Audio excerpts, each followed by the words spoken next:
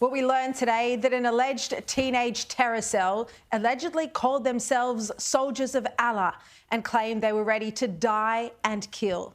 The police fact sheet tendered to court also alleged the male teenagers, around 15 to 17 years old, spoke about getting hold of guns and looking for abandoned houses to use.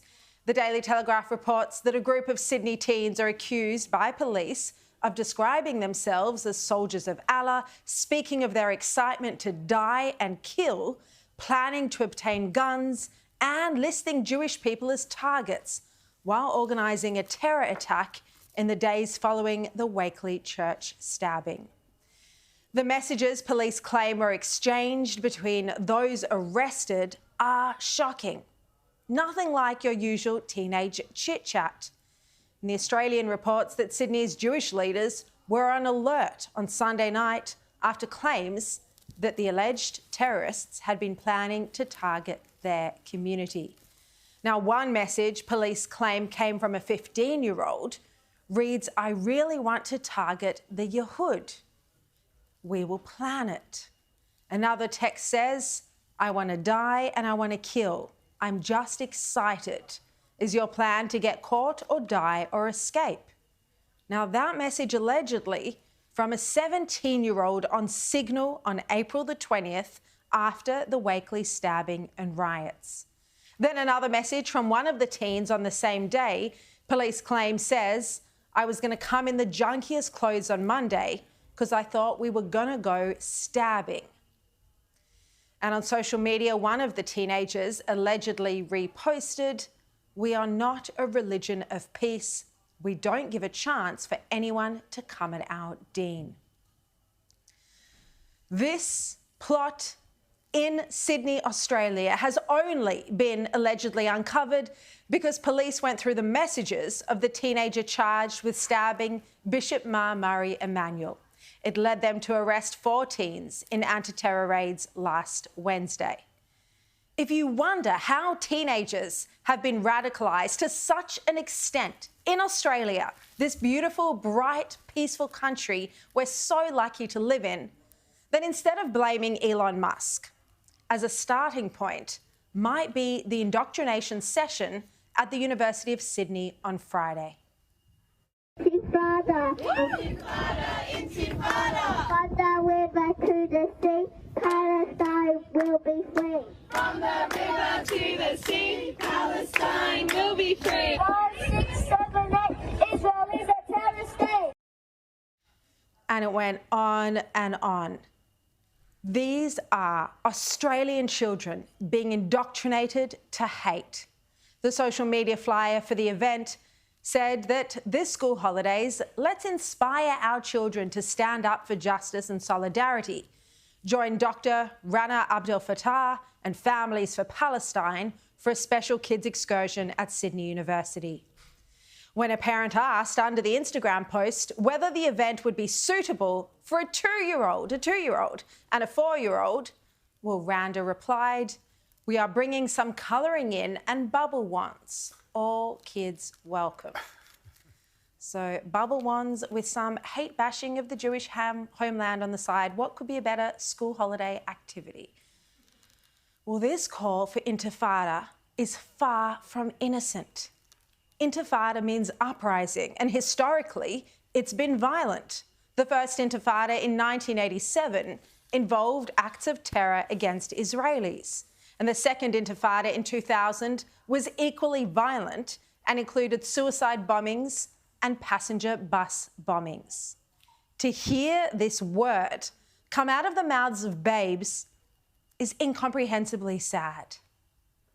Intifada, intifada, intifada. From the river to the sea, Palestine will be free. From the river to the sea, Palestine will be free. 5, 6, 7, 8, Israel is a terrorist state. The Australian newspaper's excellent editorial on this today says that this grotesque protest on the grounds of the nation's oldest university can't be defended on the grounds of academic freedom or free speech. They say the sight of young children chanting intifada and other anti-Jewish slogans at an encampment of Palestinian supporters at the University of Sydney suggests the nation's oldest uni has lost its moral compass, like once great colleges in the US and elsewhere. At a time when teenage activism is a serious problem, inducting children as young as 10 in hate speech is fostering the atmosphere for religiously and racially motivated violence. You'd think this vision would be shocking to most Australians. You'd think there'd be loud condemnation from politicians, both of this and of the teen terror cell allegations. But the Australian's former editor-in-chief Chris Mitchell writes today that it's clear the federal government is tiptoeing around Muslim extremism, partly out of concern for social cohesion, but also because of the large number of Muslim voters in Labor seats on the outskirts of Sydney and Melbourne. Now, I asked Federal Education Minister Jason Clare to come onto the show tonight to speak about this issue. He declined, but he did give me this comment. He said it is never okay to fill kids' minds with hate. There is no place for hate in our universities or elsewhere, and it's never okay to involve kids in things like this. There is no place in our country for anti-Semitism, Islamophobia, or racism of any kind. Students and staff must feel and be safe on campus. Now, I hope he will take me up on my offer and come on the show to speak about this serious issue this week, because his sentiment is right. They are strong words, apart from equating, yet again, anti-Semitism with Islamophobia. But we need to know precisely what Jason Clare, as the Federal Education Minister, has said to the university chancellors to stop the division from American campuses being imported and unfolding right here at the University of Sydney and at the University of Melbourne. The Australian's editorial today has got it right when it says that this vile spectacle will test the leadership, or lack of it, of Albanese, Jason Clare, the University of Sydney Chancellor Belinda Hutchinson, and Vice-Chancellor Mark Scott.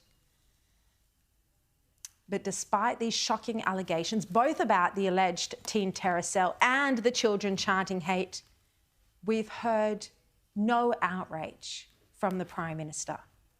Imagine if children were chanting racist slogans that offended Indigenous Australians or the Islamic population. You know he wouldn't be silent. His leadership on this is non-existent. It's continued disappointment from a failure of a Prime Minister who has let us down over and over and over again in the past 7 months. What we've just seen here in Sydney in broad daylight is the same indoctrination of children that happens to Palestinians in Gaza, where they're brought up to think that Jews are the enemy. And as you know, children were also exploited in Nazi Germany with the Hitler Youth. There's no question our multicultural society will fail if this is what children are being taught, if the next generation of Aussies grow up with hatred in their hearts. This despicable display and the claims about the alleged teen terror cell leave me terrified for the future of our country. And it's all under Anthony Albanese's watch. Political leaders who should be guiding young Australians and strongly defending our values are silent.